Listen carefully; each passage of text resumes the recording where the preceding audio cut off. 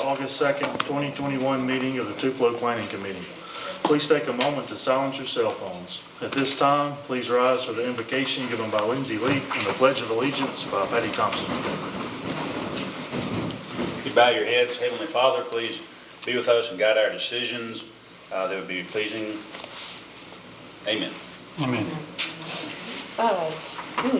Would you face the flag? Attention, salute, pledge. I pledge allegiance to the flag of the United States of America and to the republic for which it stands, one nation, under God, indivisible, with liberty and justice for all. Thank you. Be seated. The Tupelo Planning Committee is a volunteer group appointed by the mayor and approved by the city council. We receive no compensation for this as we do it as a community service.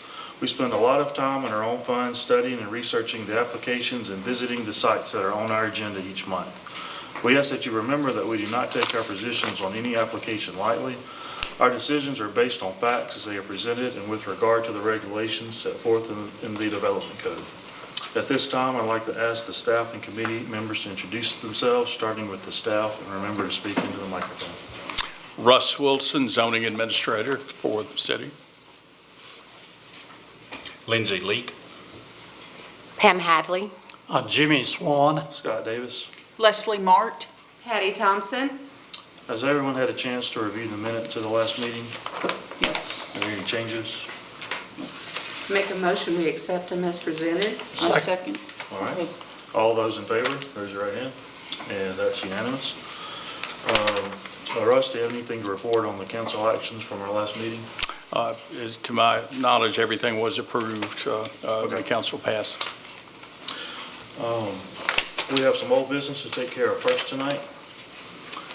MSP 18-01 and REZ 21-01. Request to modify the site plan for the landmark project on North Foster Street, which was initially reviewed and approved by the Planning Committee in June and July of 2017 and revised in 2018 to change locations of hotels and to allow additional height on one of the hotels. This current proposed change affects only lots 6 and 7 of the overall development to replace the retail space on these two lots with additional hotel space, which is limited to 3 stories by current zoning. The applicant wishes to rezone lots 6 and 7 from mixed-use residential to mixed-use commercial corridor, MUR to MUCC, in order to allow 4-story hotels to be built. Would the applicant please come to the podium and state your name and address and present your case to the committee? Good evening. My name's Bruce Patel with Fusion Hospitality. Address is 3189 McCullough Boulevard, Tupelo. And this is Greg Carrico. He's with Pickering Engineering out of Memphis. They're our civil engineers. So I figured it'd be good if he came so he could field the hard questions and I could handle the easy ones. Okay. So just explain a little bit about what's the reasoning behind the change and Sure. What exactly are you looking to do, going from retail to hotels? Yeah, so pre-COVID, we were going to go with retail, right? And then COVID happened. And now in the post-COVID world, retail doesn't make a whole lot of sense. Everything's kind of gravitated towards e-commerce. Everyone's booking Amazons and stuff like that. So we got back with our realty group that we're partnered up with on the retail, TRI Clay Short. And unanimously, we decided it doesn't even make sense to be, 2 layers back off of Gloucester, especially with all the retailers shutting down. That was our concern. Like, we wouldn't have had any visibility off Gloucester for the retail. Nothing that a tenant would want, and especially after post-COVID, it just doesn't make sense. So, what's happened now is, because of COVID and tensions escalating with other countries in the world, domestic tourism has gone to like an all-time high, and it's slated to get even higher because people are traveling more in the United States now than ever versus, going to Mexico, Canada, the UK or wherever. So what we've found is there's still an unmet demand for hotels, even in Tupelo, because, we've been running great occupancies. And we're turning people away is what we've found for the last 6, 7 months now. It's almost like when 2021 started, we turned a new leaf in the industry. So with that said, we came up with what we've proposed is a Town Place Suites by Marriott. And so every room has like a kitchenette in there. It's upper scale stuff that we're doing. So what we proposed is move the retail to the very, very front and throw some restaurants in there and put the hotel in the back behind it. So you still have visibility of Gloucester. And then the retail, we kind of scaled it down. I don't know if, I can't really see that from this angle, but we kind of scaled down the retail because, there's a lot of vacant spots in Tupelo, and the last thing I want to do is add to that problem. Like Macy's, all these companies that have filed bankruptcy, inevitably something's going to come in there and they're going to dice it up and it's going to get fiercely competitive. So that's why we came up with this add the hotel instead of doing retail. So. Mr. Chairman, this is the currently approved plan with retail on lots 6 and 7. And over the last couple of months, we had the request to change retail on the front lots and then the hotels on the back lots. So I did another one here, which revised request to rezone lots 6 and 7, which are the two that are marked dark there at the top, from the current mixed-use residential to mixed-use commercial, mixed-use commercial quarter to allow the proposed hotels to be 4 stories. I just wanted to explain that while I put it up. Sorry to interrupt. No, that's fine.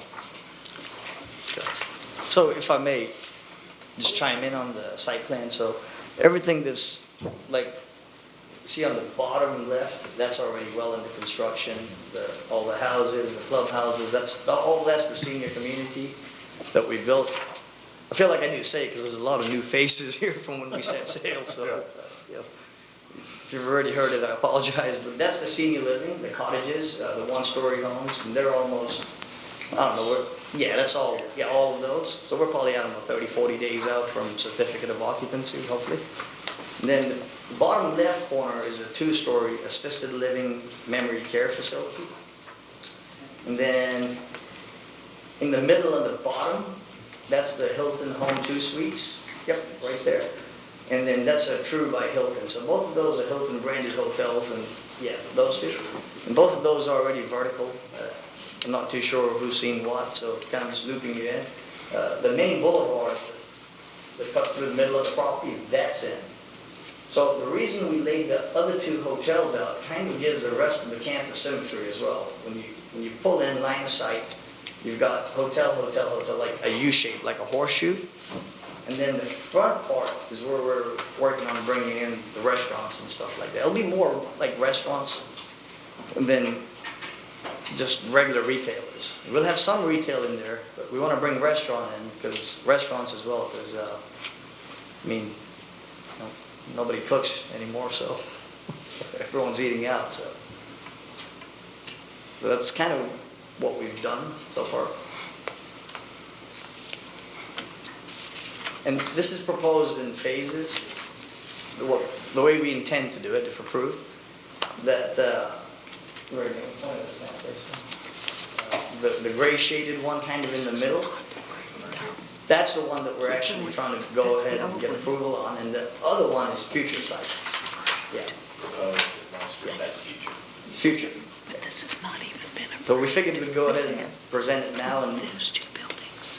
the Town Place is Marriott branded, and the other one ideally, I'm not at liberty to disclose the brand yet because of non-disclosure agreements we have with franchises, but down the road that would be another Marriott branded hotel as well. So we'd have 2 Hiltons and 2 Marriotts, and so that's what we're looking at. Okay, the little square area that's up in the corner. Just, if you could, just wait just a minute, Oh, okay. and we'll have a chance for y'all to speak, once they get done. What it was. So one of the requests is to go from 3 stories to 4, Yeah, 'cause- because you're allowed 3 stories. That's right. So the other 2 hotels are 4 stories as well. So we're trying to keep the symmetry so it looks like a planned development and just kind of scattered around and, hey, let's do this, let's do that, to give it more of a planned urban feel is what we were looking for.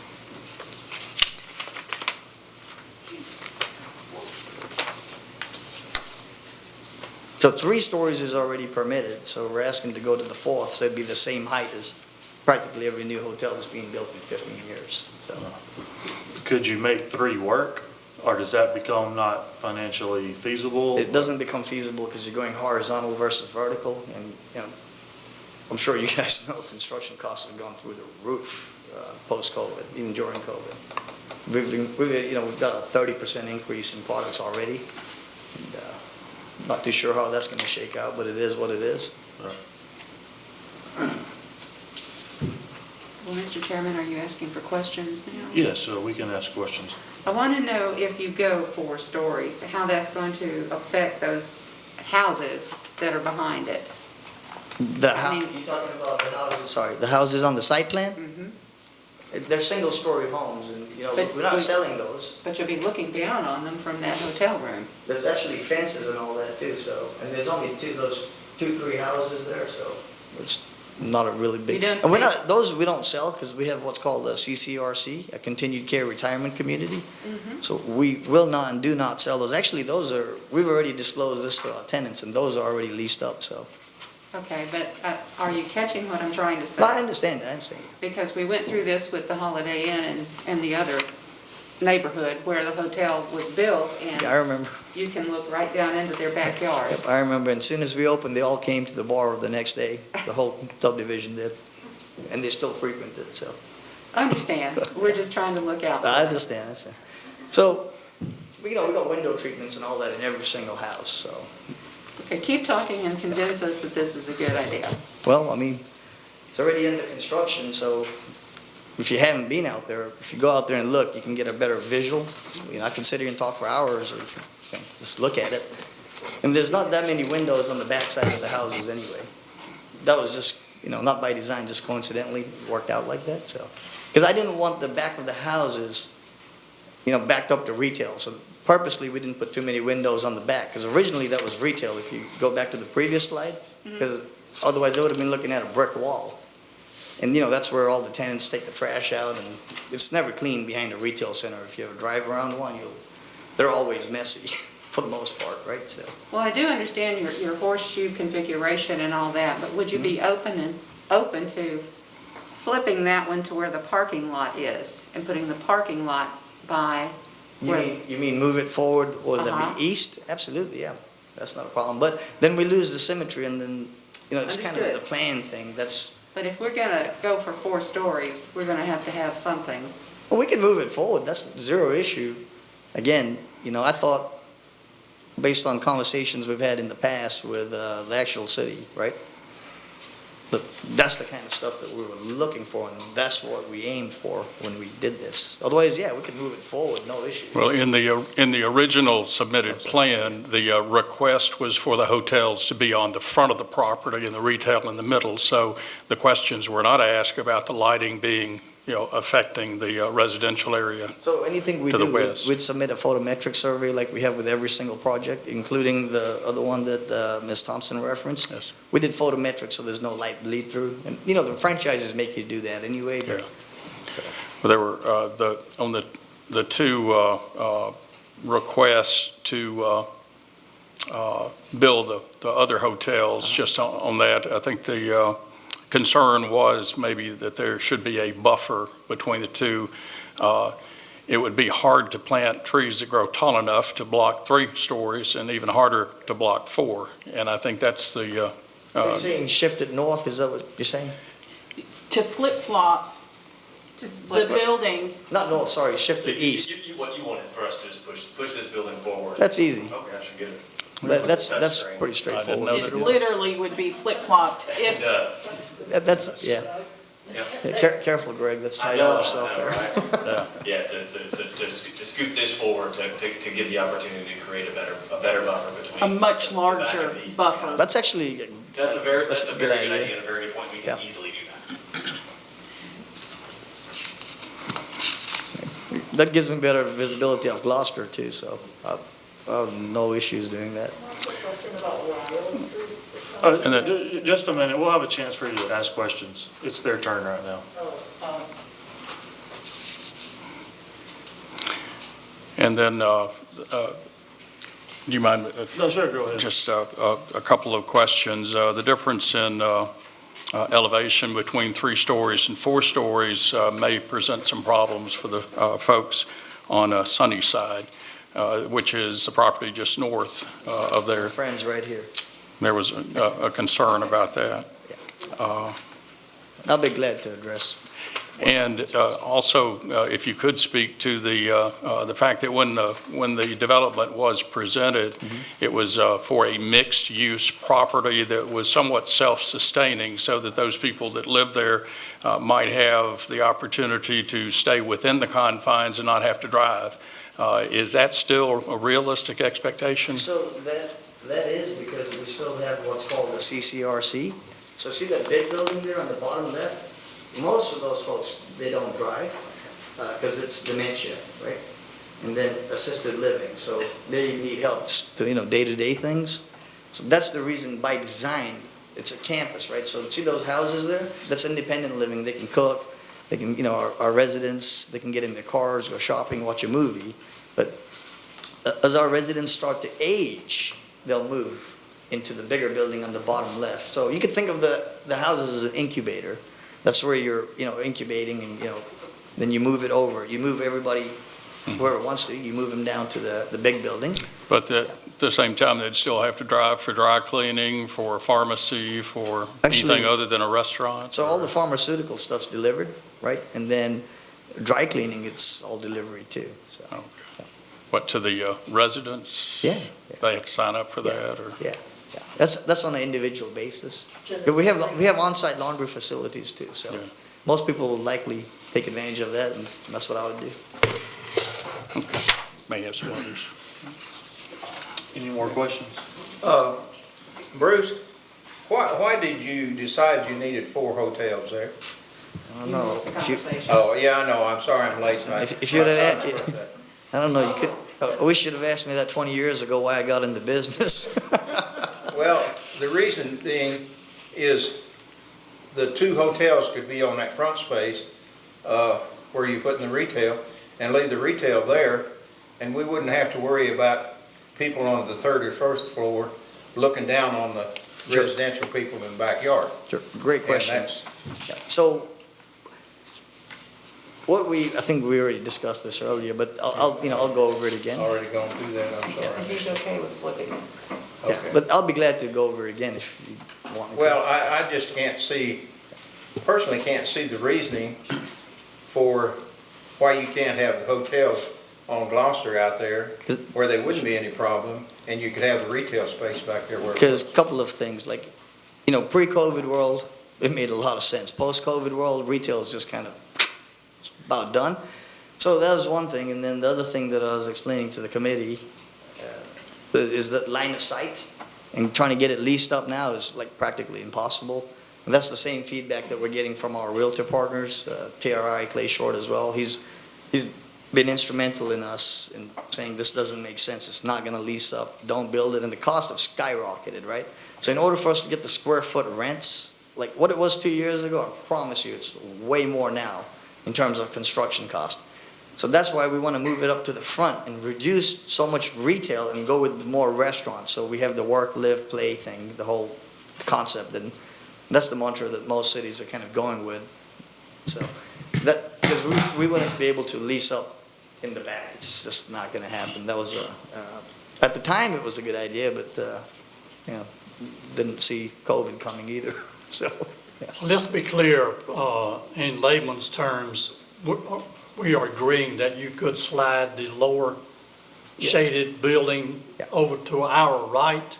Yeah, over Have towards more- Gloucester. Just More shift. space between that motel, hotel, and the residences. Sure. We clear on that? Absolutely, yeah. Greg, would you mind pointing again? So I don't know. Yeah, I know what. Oh, did you see you're it? talking about. I just, in fact, I was Basically, up we'll just there. shift the footprint of the building, Up would there be today. east in this case, Flip it. which is towards The Gloucester. total flip. Yeah, just Yeah. move it all the way to the front. That's what we're all saying, right? Yeah, that's not an issue, no big deal.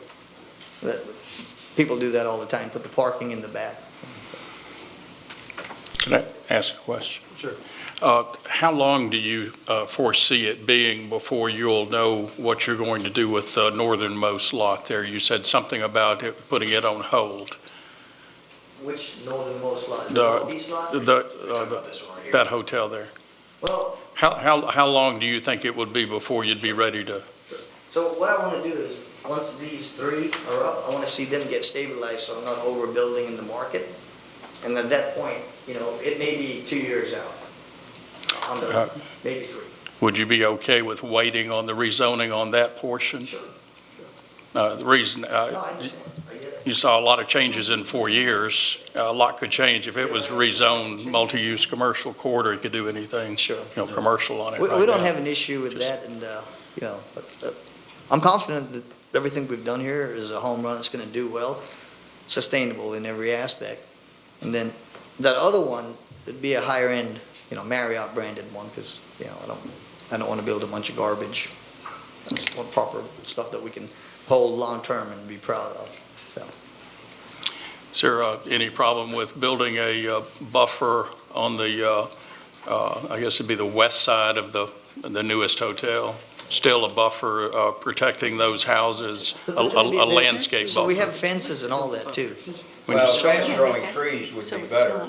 Yeah, Those well, fences are 6, 8 foot tall. right, so, So right now, in the approved plans, there is already, between what was retail and what, there's already a very substantial buffer on this side and that side. We're not affecting that at all. We could easily switch out trees to make them taller growing trees versus denser growing trees, or mix them up better to create, as wall of green as we can So- possibly create. That's not a problem. no, we will have trees, because there's another thing with hotels like this. Hopefully, every day, the sun's going to rise in the east and set in the west. So it actually helps us with the climate, controlling the climate in the building if we've got, like, the shade from trees on the building as well. And our code requires you to have that buffer Sure. anyway between the residential and commercial. But I mean, if you go back and look at anything I've developed in this city or any city, I spend the money on landscaping. I'm pretty firm on, I'm a firm believer, curb appeal landscaping has to be on point. I probably spend 3 times more than the average developer would on development on landscaping. So, you can check with the landscape, I forget who's over landscaping, but, they have their requirements, and then my requirements are probably double what their requirements are, so. Just as a reminder, for our sake, for your sake, for the citizens who care, this is being recorded so that none of us will forget any of the commitments that are being made. Just please be reminded, all of this, and this entire meeting is being recorded electronically. Absolutely. Yeah, it's, and I think it's a wonderful facility. I still am dismayed that, and I know your reasoning, it is hard to lease any retail space right now. It's main reason is even if you lease it, you can't get anybody to work. And so. I got 400 openings right now, if you know anybody looking. Yeah, and so it was just the fact that those hotels are not going to be needed for the facility. They're just in that facility. They're, Right. is what it is. It's kind of like a lifestyle campus thing that we were shooting for. Yeah. So. Mr. Swan, just as a response to your concern there, the developer will have to redo the site plan and submit that to the Development Services Office, and before approval can be granted for proceeding with that development. So we'll work with you on that. It's absolutely fine. That's just a normal standard operating procedure. Yeah, I get it, no worries. Thank you. Are there any more questions? All right, we're going to open the public portion of the meeting. Is there anyone here to speak for or against this application? Yeah, y'all can sit down. Anyone here to speak for or against? Or any questions? For the record, I'm for it. If you would like to speak for or against, you can approach the podium and state your name and address, and then tell us your questions or comments or concerns. Karen Pfeiffer. I live just off of Sunnyside. Can you hear me? I have a question about Ryle Drive. Is it just going to stop at your property? And You need to go, but yes, because we're recording, I'm sorry. Let me put my mask on. I'll put mine on. Okay. Just a second here.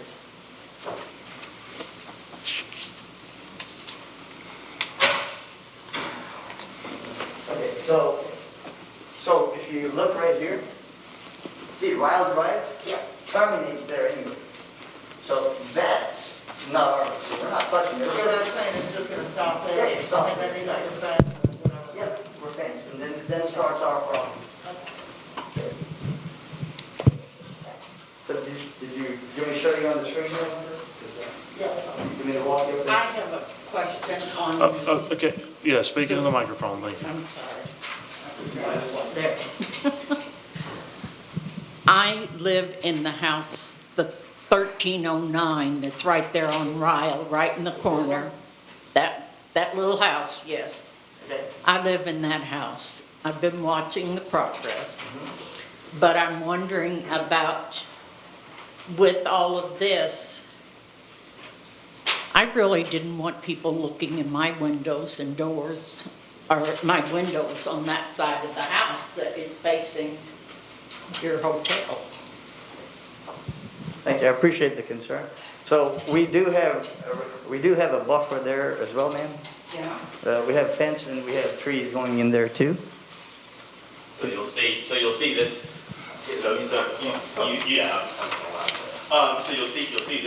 whole area right here. You can pinch it like an iPad. No. Yeah. Liar. Lies. Okay, so you see this black line right here, that's your curb line right there. So from the property line to the back of the curb is 20 full feet. That's going to be very dense, very tall landscaping. That buffer is the buffer that it's been from day one of this project. There wasn't any yet. And that, no.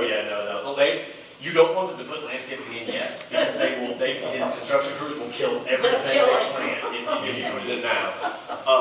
And you're actually, in this plan change, you're actually getting more landscaping between your house and his development. Can we get you on the micro, you're saying a lot, and we're not gonna have any of this recorded. I'm sorry. Sorry, for the minute, so. Sorry.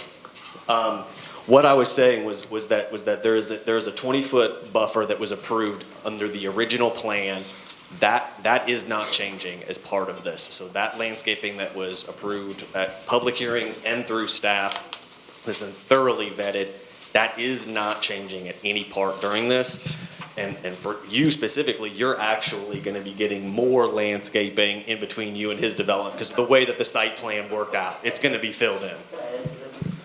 Also, for the record, the house that was next to you that was dilapidated, I demoed that house and leveled it. So Okay. there was a dilapidated house next to you, like falling apart if you saw it.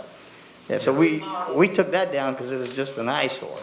So we're not here to mess up our neighborhoods, because I've been in this market in this town for 20 years as well, and Well, that hotel's not gonna be built anyway, for a while anyway, and yeah, won't it's be. probably going to be a little while. Yeah. Yeah. We'll cross that bridge when we get to it. So I'm going to hand the microphone here. Before you do that, that property that she's talking about is much higher up than the property that is currently being developed, correct? Right. Yes. Right. So the landscape buffer being 20 feet that's been approved, are you planning on going up the hillside as well? So that you'll end up with potentially even taller buffer between them? Yes. So the way that it's graded, it's a gentle slope, and yeah, it is a gentle slope that we're going to be planting different things that grow at different speeds and that grow to max heights at different heights. That way, from 8 feet, so above your fence, basically above your fence, to hopefully, because I'm pretty sure we have some pretty big oaks and things going in there, hopefully to 80 feet, so taller than his hotels, you're gonna have different vegetation at different heights. It is landscaping, you plant it, it grows really fast for the first couple of years, and then it's gonna start slowing down. It's not gonna get to mature height right away, but it will get there, and it will look really nice. So we're talking about Daloff Thomas. Unfortunately, our landscape architect could not be here tonight. Daloff Thomas is the landscape architect for this project. They do major, large projects all over the Mississippi, Memphis, Tennessee, the whole Mid-South area. They're probably the best in a 300-400 mile radius minimum. So, and the more stuff they add, this makes it look better and better and better. Going back to what I originally said, landscaping is where it's at, right? So it's got to be landscaped properly. That includes hardscape, softscape, trees, all that, all of that stuff too. So does that address your question? I'm going to keep this. Mr. Patel, will you be utilizing Real Drive for either access or exit from your complex? Not at all. No, sir. That's a dead-end road terminated, and you can barely get one car on that road, and that road got abandoned a while back. So the only purpose that road serves is to get to the houses that are there, and you can't even make a U-turn there. So we have no access to that road. We don't even want the access to that road. I didn't want the traffic coming off onto, Lakeshire?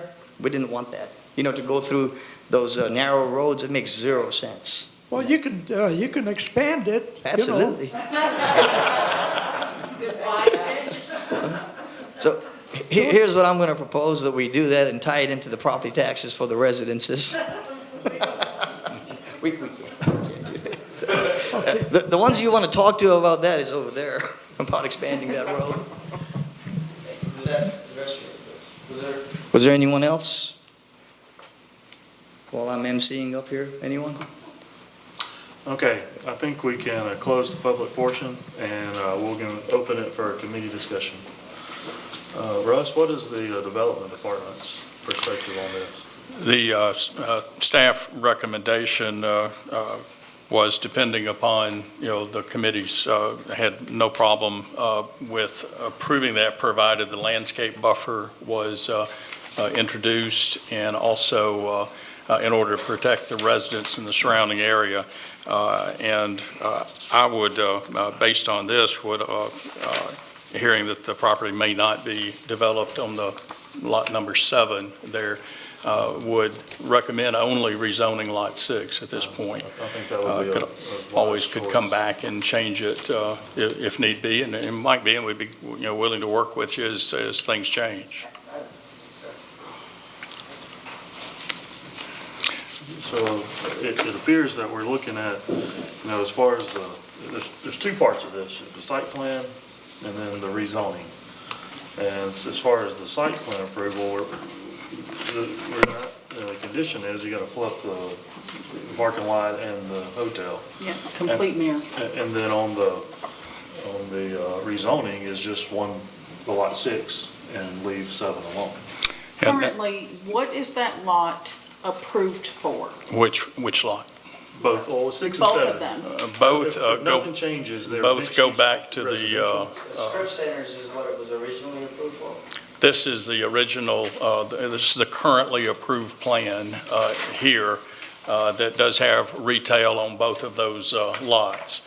So if you were to rezone lot number 6 only, then lot number 7 stays as it is in the site plan. My question, wait a minute, hold on just a minute, Gus. My question really is, currently approved, the way it is zoned, how high can they go up? 3.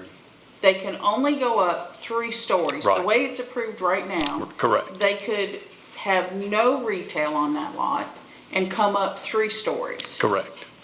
And then we would just have to approve the site plan for that. The site plan, okay. And so the rezoning, To go to 4.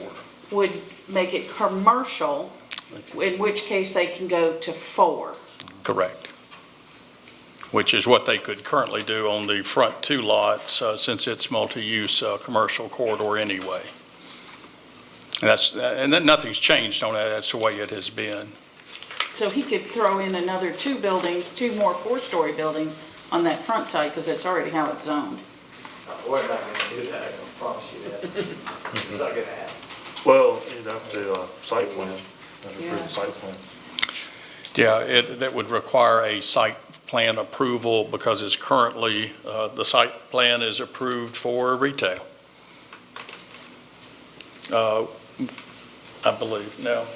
Yeah, I don't know about that. No, it's not. It's currently zoned for retail in the middle lot 6 and 7. Well, the proposed plan that we would approve shows retail there. So in the new plan, with the only condition being flipping the hotel with the parking lot, then we would approve retail for the front. So the only way to get the retail then change would be, I'm not talking about that site plan, I'm talking about the proposed plan, the one that we would approve, I guess would be the next slide on that. Well, the currently approved plan right now shows retail on lots 6 and 7, and the front lots have not been, site plans have not been presented on that. However, they are zoned multi-use commercial corridor.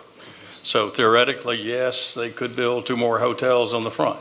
What I'm saying is that the proposed plan shows that being retail. So if we approve this. I'm sorry. I think we approve it, I believe. Yeah, you're correct. You're right. It will be retail. It would still be zoned for, or the site plan would be. In order to accomplish that, Mr. Chairman, I do believe that you would need to approve the site plan as presented with the hotel on lot 6 moved forward, which would allow it to be there as 3 stories. This is a technicality. And then not approve the hotel on lot 7. Then you would consider the rezoning and rezone lot 6 to multi-use commercial corridor, which would allow that. And then they will present a site plan to the planning department for that to get approval from the committee. That's kind of what I was thinking.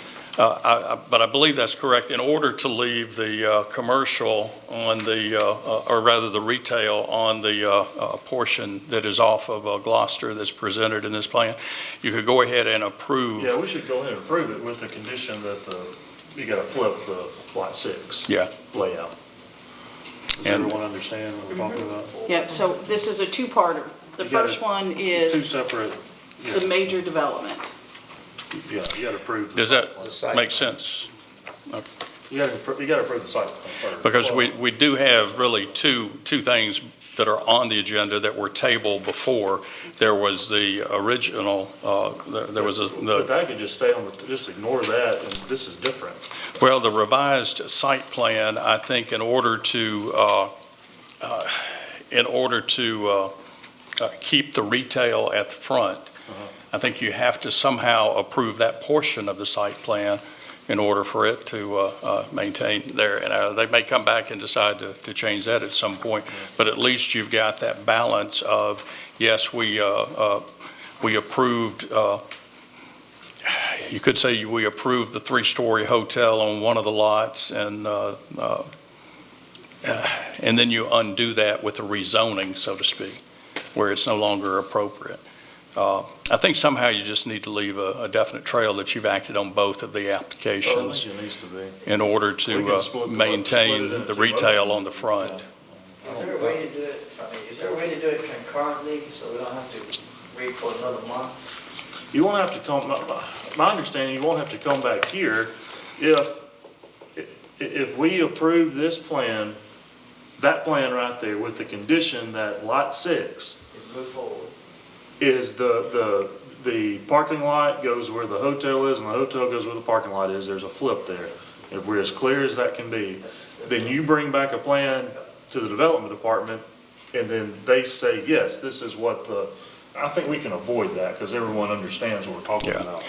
But then if you turn right around and rezone that property to Yes. multi-use commercial corridor, then it just simply allows the hotel to go to 4 stories Yes, we're rather gonna than do 3. that, yes, but I think it needs to. I was just explaining the I process. think what we're looking for here is a C2 commercial on lot 6, contingent upon the hotel being moved forward, then it's approved. Yes. I think that's what we're saying. We would still have 2 separate approvals, one for the development, Yeah. and then one for whether or not the rezoning is going to pass. But both would be done this evening.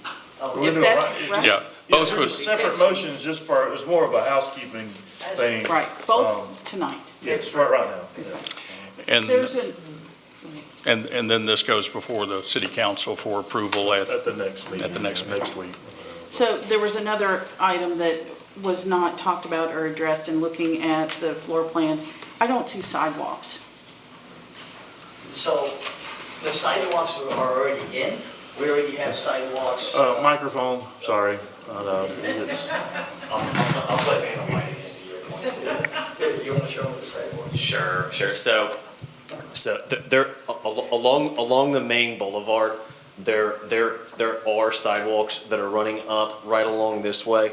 And in front of this, there is a sidewalk that I'm trying not to touch it, I keep touching it, that runs all the way up into here, and then out. What you don't see is there is gonna be a way for you to navigate. If this property does get developed, we will have a way to navigate to connect it all. So every there, and it'll be fully accessible. It'll be a total public pedestrian access all the way down to the boulevard and all the way out to Gloucester. So the bulk of the sidewalks are already installed.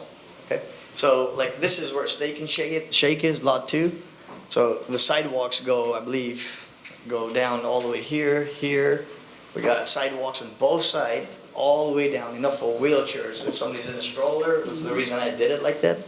That wasn't a code requirement, but it just kind of made sense. We put sidewalks on both sides because I want people kind of walking around and getting out of the facilities, getting fresh air, exercising. And then the same thing here. We have sidewalks and connectivity as well. We are missing the sidewalks there by, what is the little restaurant, the Steak and Shake? No, there's actually a sidewalk installed there and here, through here. It's already installed, yeah. I did not see it. And so then I was when looking and still didn't see it. when we get to this part here, then that sidewalk continues, and then the next, I think there's a gas station there, if I'm not mistaken, I forget the name of it. And then, whether Okay. they put it or not, I can't really do much about that. Yeah, we're putting the sidewalks in, I want the sidewalks for my guests to walk and Access to all mostly the for these restaurants. guys here to go stretch their legs. just to give you some assurance in Pat Faulkner's comments, he did say that this is a complex question which will require the committee to make 2 separate but related decisions. For the rezoning, the sole factor that leads the developer to seeking a change is to have 4 floors rather than the 3 that would be allowed in the current zoning. That additional building height is also a factor that is likely to have the most impact on the overall viability of the project. So two separate decisions, one on the site plan change and then on the rezoning. Are you ready for a motion?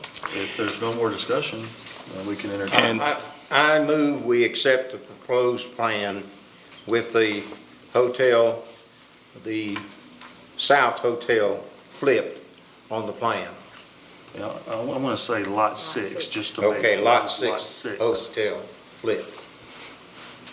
And when you say flipped, you mean move from the, Moved all the way east on lot 6. okay, Yes. move from the western part of the lot to the parking lot. eastern With the side? parking lot on On the the west, the hotel on the east. Try to Okay, be just clear for as clarification. Yes.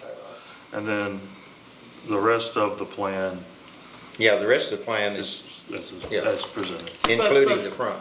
Okay, but we are in, okay. Now, what, Because we're not addressing the rezoning in this motion. Right. Right. This is, okay, I'm Now, with This you. is just accepting. Just the- strictly just looking at the plan, the only change is flipping Is to move the yes, hotel on to lot the east 6. side of the lot. And at this time, I would suggest that you add to that you are leaving Lot 6 as it is in the currently approved plan, so that it stays, Lot 6? I'm sorry, Lot 7, I'm sorry. The second lot, that it stays like it is, so that you're not actually approving a three-story hotel there, if you don't want to. No, we can approve the proposed plan, Yeah, we can, I mean, and then That- we'll handle that in the rezoning. he says he can't build a four, it doesn't make sense to do a Okay. three-story anyway, You can leave it there. Three-story is, 10-foot, 12-foot difference in height. We could approve that, and if he wants to build a four-story, he comes back for Okay. rezoning. So if you get a second, then we can discuss it. I'll second. Okay. Now we can This discuss. is, this is for the I development. apologize. Okay, It's seconded. all right. Is there any more discussion? I think we're, okay. All right, now, you realize that you are approving a three-story hotel? Yes. Yes, That's we're, right. we're, Okay. we're approving this plan. In that location, We're Yes. approving this with that plan, orientation? except Okay. for lot 6. Just wanted to be clear on And that. both hotels are 3 stories at this time. Okay, gotcha. Everyone's clear on that. Yes. Yes. So are we ready for a vote? Yes. All in favor? And it's unanimous. Okay. Okay, now, That part's done. there's another item, the rezoning. Do we have a motion for the rezoning? I would, Let's be very clear. You make that. I just, and Mr. Patel, I just have to say this from my own perspective, especially as we are all aging.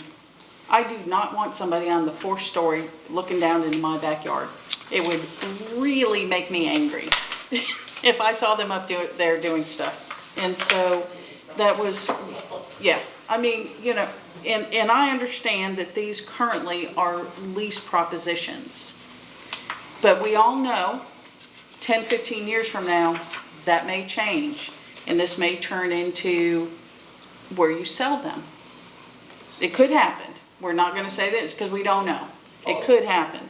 And so we have a responsibility for residential communities as well. And so that's my heartburn on having another 4-story hotel so close to the residential communities. But with that said, You don't have to make the motion. well, okay. But it's, you're gonna have the hotel flipped anyway, so We're gonna you'll have it it easy. flipped, so I'm much happier Which over means that. it's quite a ways away from the. Exactly. So the And if we- motion, so I will make the motion that we approve rezoning Lot 6 only. And if we do that, that allows you to do a 4-story, no more than 4, right? That's right, right? All right. No more than 4 for that Lot 6 only. And that is rezoning that lot from mixed-use residential to mixed-use commercial corridor. Correct. Okay. Is there a second? I second. Lindsay, we'll let you get this one. All right. All in favor? And that is unanimous as well. All right, Wes, would you tell them what the next steps will be? If anyone wanted to appeal the decision, they could do so within the next 3 days by notifying the Department of Development Services. You can get a card if you want to. And then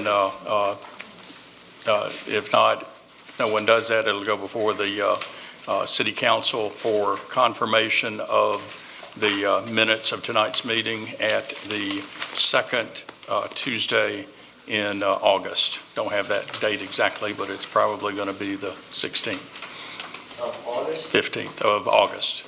Well, that's It'll be in a couple of weeks. Tomorrow night will be the first Tuesday, and 2 weeks from that, so probably the 17th. It'll be the third Tuesday? I believe that's when they meet, the first and third. This is first and third, okay. Yeah, I think that's right. Yeah, okay. Thank you, Yeah, everybody. it'll be third, 17th, yeah.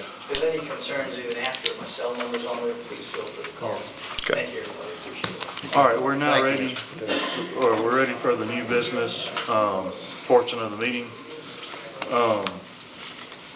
let's see, the first item is REZ 21-02, request to rezone 2 parcels off Priscilla Lane near the intersection of North Veterans and I-22 from agricultural open space to mixed-use commercial corridor. Mr. Chairman, could I make a correction to that, please? I noticed that one of those lots, a smaller lot, is actually being rezoned from low-density residential to the mixed-use commercial corridor. I'll show you on the map here, this little small area in between is actually zoned residential, low-density residential, as is most of the area across the highway. When the area was annexed into the city and the zoning took place, there are several residences on this area, so the idea was, since it was surrounded by agricultural, go ahead and leave that low-density residential, even though it created a kind of weird little area. It's better for those residents to be protected there than to try to rezone it agricultural with a residential use in place. Okay. So that was just my mistake of misreading the map. It doesn't change the some of the area is actually low-density residential. Yeah. And it's not all agricultural. Okay. Yeah, this lot here was That one little low-density section right there, residential. I think. This comes across through there, and I did not Yeah, pick that up. right there. Okay. This is actually residential. All right, is the applicant here? So if you turn it sideways, yep. You state your name and address and present your case to the committee. My name is Eddie Carnathan. I live at 132 Union Bell Boulevard in South Tupelo, Mississippi. Okay, thank you.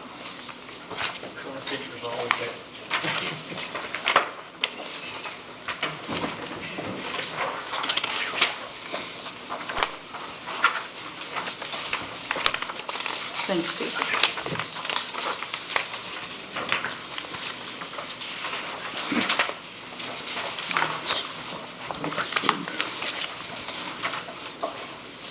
What's been handed out to you, I will get to in a few moments, but I do want to make an introduction and proceed to give you a little history and background of this property.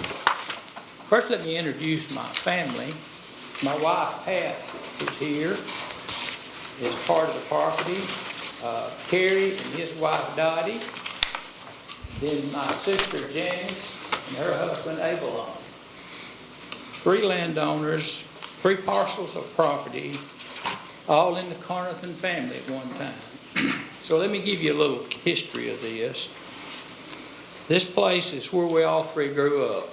It was a piece of property of about 70 acres at one time. It was L-shaped. Then the 4-lane highway, which is I-22 now, crossed both legs of that L and kind of cut it up pretty good. As well as they moved the Auburn Road from front of our house to behind our house and straightened it out. It would be known as Eastland Boulevard up to I-22. Then you got I-22 crossing, then north of I-22 is Auburn Road where it starts.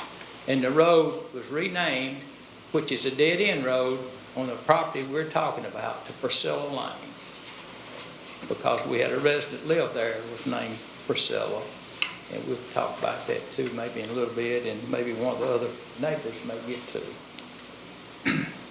Let me go ahead and tell you, my father passed away in 2002. My mother passed away in 2007. She was in a rest home at the time. And then the property had two houses on it, a house we grew up in, and my grandmother's house. It's a 4-acre block there. It's about 800 feet of frontage on that road. Let me say also that we had, well, it's like a lot of things happens where you grow up. When the parents pass away, there's still a lot of sentimental values and a lot of interest in keeping it maybe or renting it out. That went on for a few years. We rented out the houses. Both of them wound up getting in bad shape, and we wound up selling the houses, and they were moved. So we have a vacant lot there now with an old barn standing and a couple of little outbuildings on that 4 acres. And there's exactly about 800 feet of frontage in that 4 acres there. That's the parcel also we have the most biggest interest in getting rezoned, and we'll explain it to you too as well.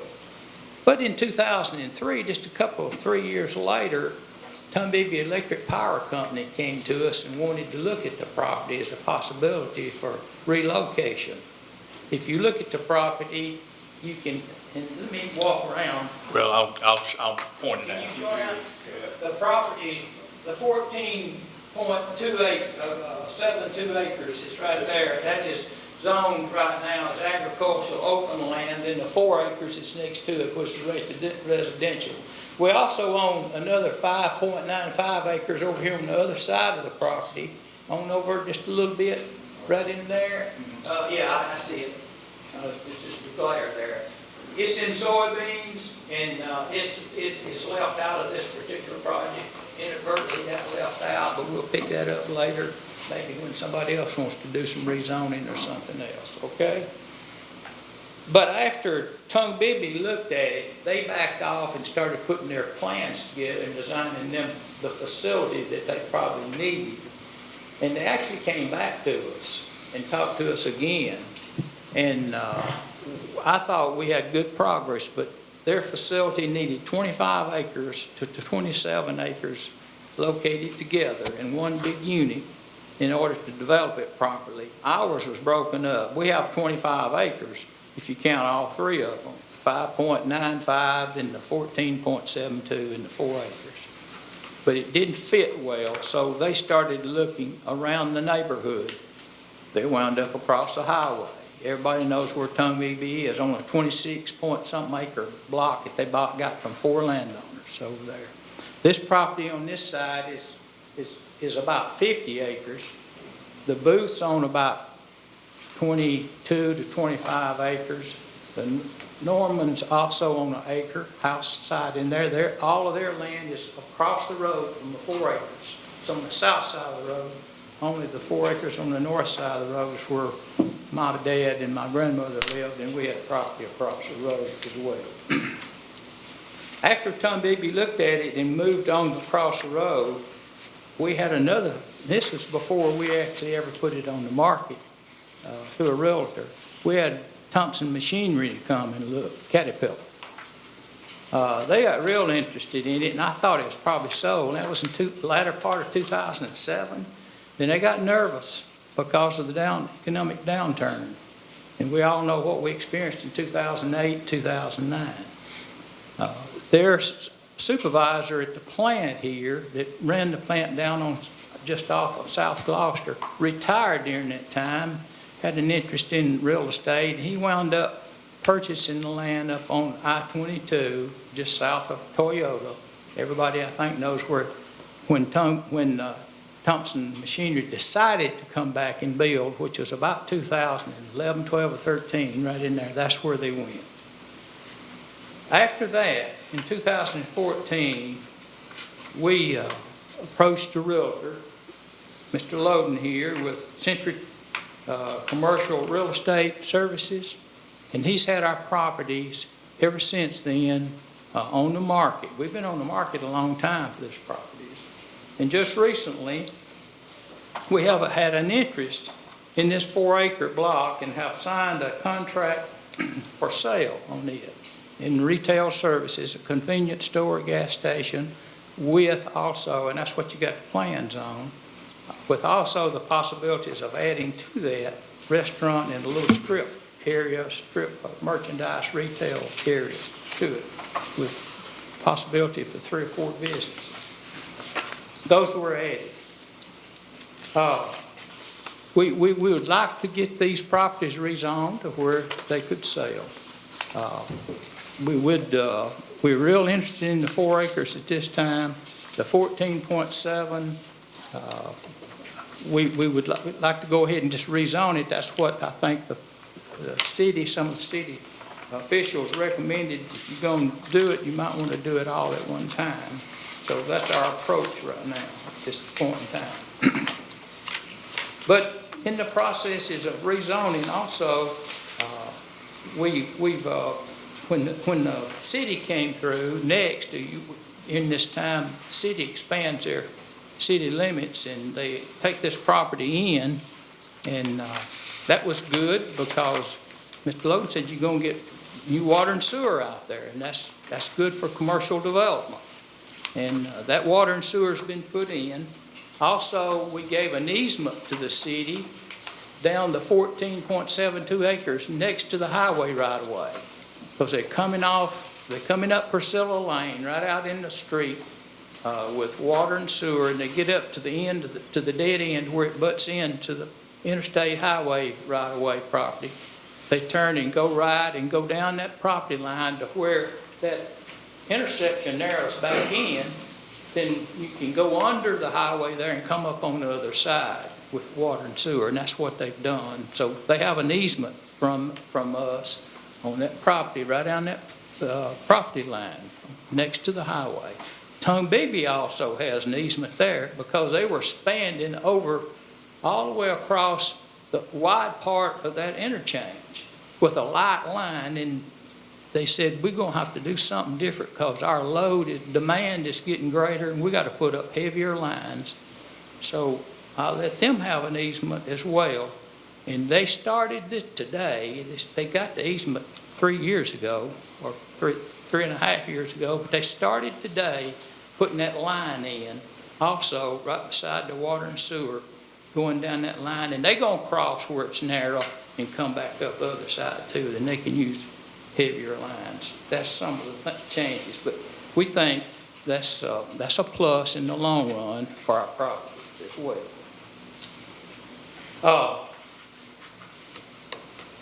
I might speak to the fact that, I know the booths have some concern that they're going to address that and speak to you. I am proud of my neighbors though. We still hug and smile and speak to each other and love on each other. And actually, to be honest about it, we're looking for a great big project on that south side of the road someday, maybe one big project together. And if we have that opportunity, we'll certainly be working together to do that. I don't know anything else to say other than you see the plans on the 4 acres that they propose. We don't have detailed drawings and we're not to that point yet. We just want to get rezoned because that property's been for sale now since 14. My parents are gone. There's 2 other houses that's left in there now, and that's Mr. Foster Booth's house, the Booth property, and the Norman property. And those 3 make up all of it but about an acre, which Cooley Trucking Company, which is out across a creek, across Middle Tulip Creek from us, they have about an acre, comes right down in the very corner. You have East Tulip Creek coming down one side, Middle Tulip Creek coming down the other side, and the highway right away around the rest of it with us 3 landowners inside that 50 possible acres is what it is.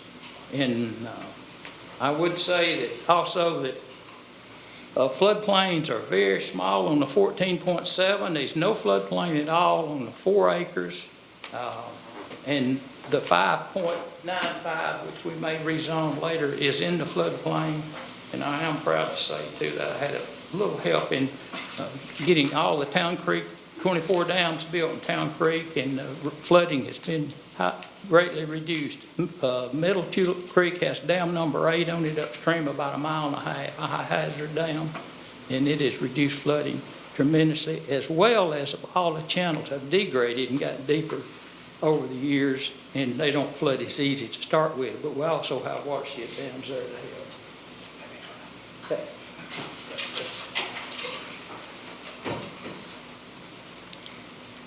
I'm Duke Logan. Right now I have 2 houses in the Ridgeway subdivision here in Tupelo, and I've been representing Eddie and the Carlton family for a while, and you can tell Eddie knows drainage real well, I was trying to get him slowed down, but I know development. And until the city put the big water and the big sewer and now the big electric transmission lines through there, both the city and Tom Bigby, it now is ready for development. Previously in 2011, 2014, that was kind of questionable. But now those utilities of large size are there, it's ready for development. And we don't get great big projects that need 25 and 30 acres very often. That's infrequent. In fact, I don't know if the Carson family knows, I helped put the deal together up at Sherman, but that was prior to my employment by the Carson family. But Thompson Equipment is up there, and there's just very few of those type projects that come along. We've had inquiries, and we've turned down 1 and 2 acres. Folks wanted to just, buy an acre here, an acre there, and Carson family doesn't want to do that. These folks that have come from Collierville and Cordova with this project, that they've done this similar type project in the Memphis area, it's not going to be just a cheap metal, convenience store. It's going to be a very nice facility is what they're proposing for the 4 acres. And that's the reason they might need the 4 acres is for the extra retail if they get into that. So we want to definitely rezone the 4 acres for the retail aspect of it. And it's just a good time, we feel like, to go ahead and do the rest that fronts there on I-22, the old Highway 78. But if you'll take a look, it's going to be a much nicer, I did the convenience store out there on Easton, close to the hospital, which is now a Shell. And it'll be kind of a similar facility like that, where there'll be a restaurant with it, and maybe a couple of other retail stores with it, is what they're proposing. So these are just some aerial views and drawings to kind of give you an idea of what they want to do and what can be done at that intersection. Because that is one of Tupelo's, it's getting a little busier out that way with the Coley trucking and other things that are down there. So we would just ask for your questions and consideration for approval of this. Any questions for the applicant? Is there, Mr. Loden, is there any time plan on this development here? Is this, you said this group is out of the Collierville in Cordova. If they out of Collierville, they sure going to have to build a nice facility. But in Collierville, you have to make everything brick and everything else. So, yeah. The contract called for 100 days due diligence, and in that 100 days, we had to finish the rezoning. So we're in the middle of that 100 days to do the rezoning. Then they're doing their surveying and plans and all, and then later, of course, we would bring back a site plan and all that at that time. But we're in the middle of the 100 days due diligence right now.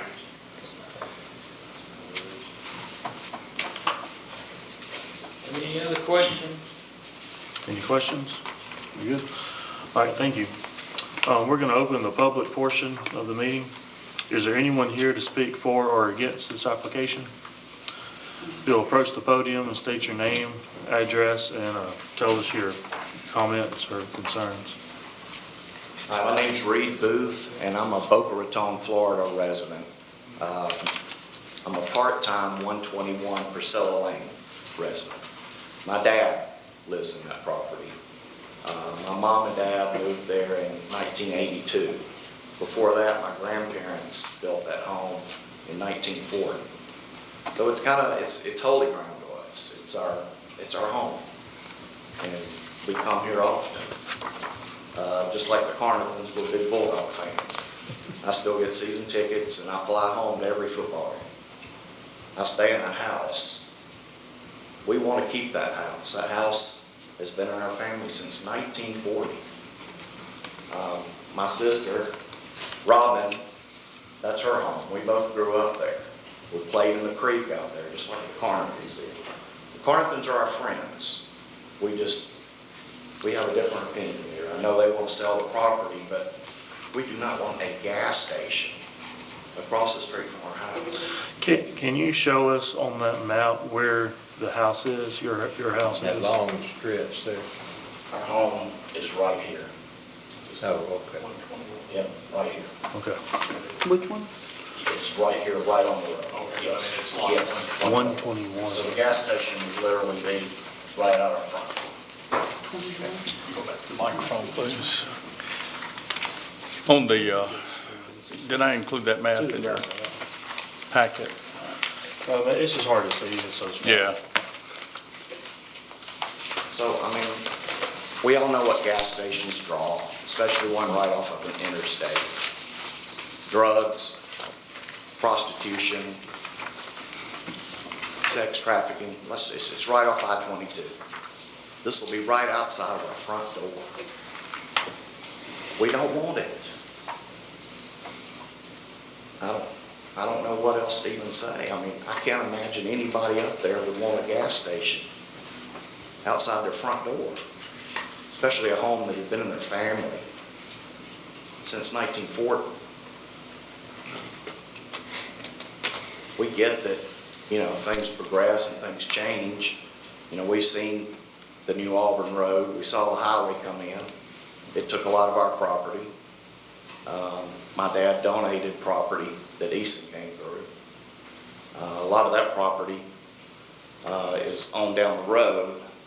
It's already been zoned commercial. We were okay with that, but we don't want right outside of our front door to be commercial. Yes. So I'm Robin Clark. I live in Bradenton, Florida, and of course grew up in the home in Tupelo. And the real thing that Reed and I realized a long time ago was that this property would be valuable commercial property. Our parents have told us that for a long time now, especially with I-22 coming through and it getting rezoned or taken into the city limits, basically. We do know that the future holds commercial value there. It's right off of an interstate. But we don't think now's the time for that. We own almost equal amounts of property as the Carnathans, and we do see a future of a large development, but we don't really even see how something small like that, especially across the street from our residents, would benefit anyone, except that they sell the property. That's literally the only benefit to it. We think that in the future we could do a large development together because, I mean, Tupelo's growing out. There's no Costco here, there's no Super Target, there's not large restaurants, Cheesecake Factory, you know, things like what we are used to, that I know Tupelo's gonna want in the future. And that's what that should be for. Something big that all of us could benefit. Thank you. And let me just say, my dad's not here tonight. He's 82, and he recently fell, and he broke his hip. He's at the hospital right now. He wanted to be here tonight, but they wouldn't let him get out. He's progressing okay, and I think a lot of you probably know my dad. My mom and dad owned the All-American Trophy and engraving here in the city, and have been pillars in the community for eons. They both graduated from Tupelo High. I graduated from Tupelo High. Robin graduated from Tupelo High. I graduated with Lindsay. It's you know, we love Tupelo, and we love our property, and we love our home. And, you know, my dad's just, he's sick to think that a gas station is going to be built across the street from his house. At the end of the day, it's a gas station. Anything you want to ask us before? Any questions for them? Okay. Steve? Thank you. Okay, thank y'all. Appreciate it. Anyone else?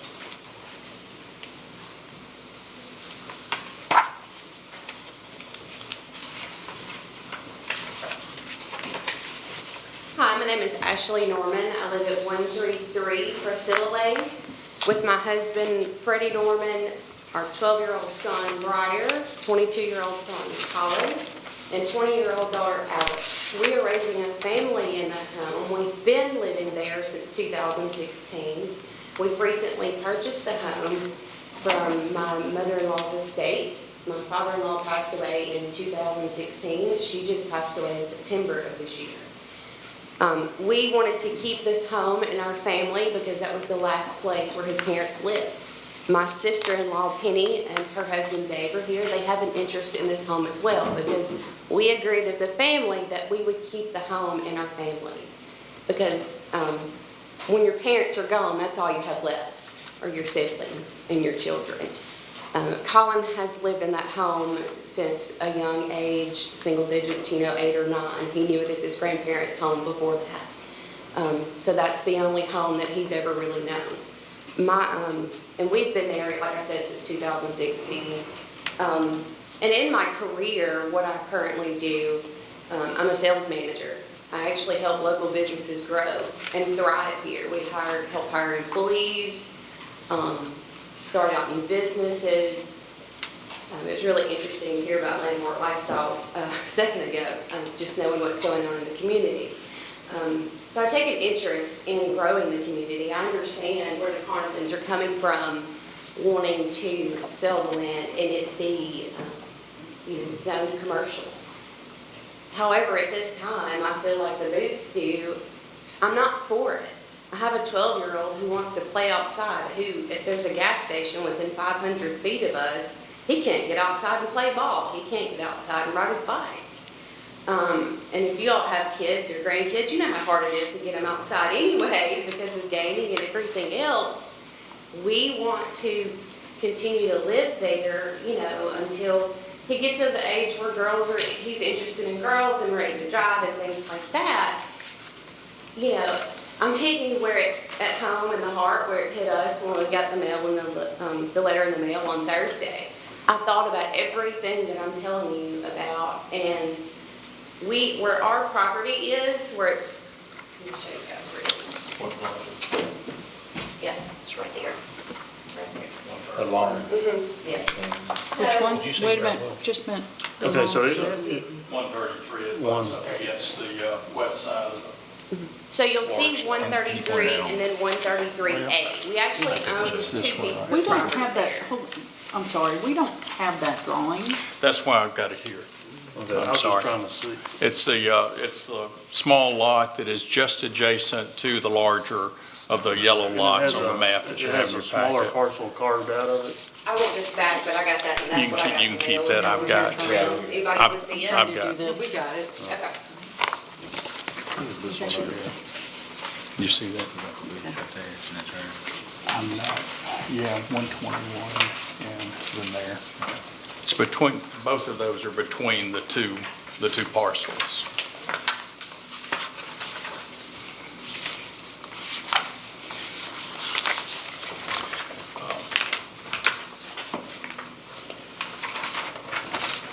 So the concern that I have is the 4 acres that are across the road. The first thing we're gonna see, if all this goes through, is the gas station.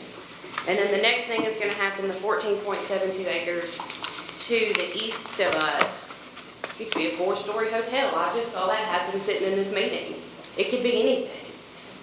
I would like to wait until it's a bigger, Costco, like Robin stated, something that can benefit all of us.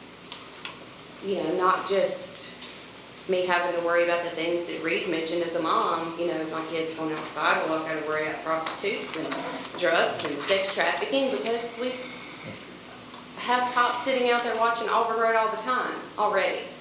They watch them come through the other gas station and things. That's across 22 right there by Tom Bigby. And on down further where Chevron is.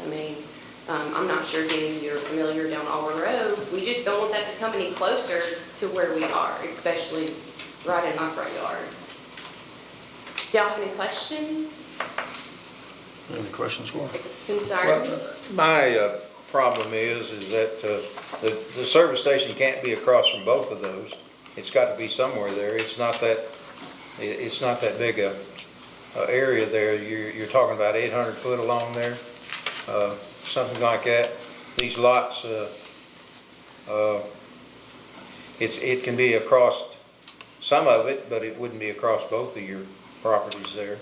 Well, my question would be the access, and this might be for you, is based on where the on-ramp is, and I know you've got to be a certain distance from that, is the access going to be Priscilla Lane for the service station? Mr. It would Chair. almost have to be. Mr. Chair, and I remind you, you're in the public input portion of the meeting here, so if you're going to, Well, I didn't know whether, Yeah, no, I'm asking him a question, because we're asking, this is, kind of goes back to like what Gus is saying. How do you get to that? How will you get to this applies to her, what she's talking about too, is having traffic on that road. I don't see how you don't have traffic on the road. Could be a question for Duke, I guess. yeah. That's what I was thinking, that, Yes, go up there, because I think this applies, because what their concerns are is, how are you going to access that with the on-ramp where it is? The developer will have to widen Priscilla Lane. That'll be part of the development cost, and he might not go as far as the Norman's house. It will be, going back to Gus's question, it's gonna be more kind of in front of the Booth's house. Yeah. Probably where it will be. That's probably where probably the extra widening of Priscilla Lane will be done and maybe ended at that point. That was my question, because that goes back to, they keep talking about, their kids and stuff outside. I think that's very legitimate if the access is gonna be their street that they live on. Let me say, Before you go up there, were you done? Were you done talking, or did you have more that you wanted to say? I'll answer questions, or if I want to comment again, am I allowed to? Yes, you're fine. Okay, before you come back up there, is there anyone else to speak for or against? Are we good? I want to let them come up and speak, and then you can come back up, and that just saves you having to keep getting back up. You can address any concerns at one time. I'm a brother-in-law. I'm married into the family. And Name? I'm David Smith. And and they're talking about using this road, Priscilla Lane, going right side. I don't know if y'all have ever really gone out there and looked at the property they're talking about. I can throw with my left arm, I'm right-handed. I can throw with my left arm a baseball across it, and it wouldn't take nothing to hit the road. Talking about Auburn Road. It's not no distance across there. And they're going to put a gas station, and they're going to have to widen the road. They're going to take they'll have to almost take part of their yard. Now, I don't know about y'all. I was a sheriff for 3 terms. I've seen what are collected at these gas stations, and all for the first month or two, once the new wears off, and it being right on 22, I don't think a one of y'all would want something like this built in front of your house. And we're not talking 500 yards. We're talking 50 yards at the most. And I don't even think it'd be 50 yards. So you're in the middle of the road. Then you're going to have a gas station. I don't know where they're going to turn around at this gas station.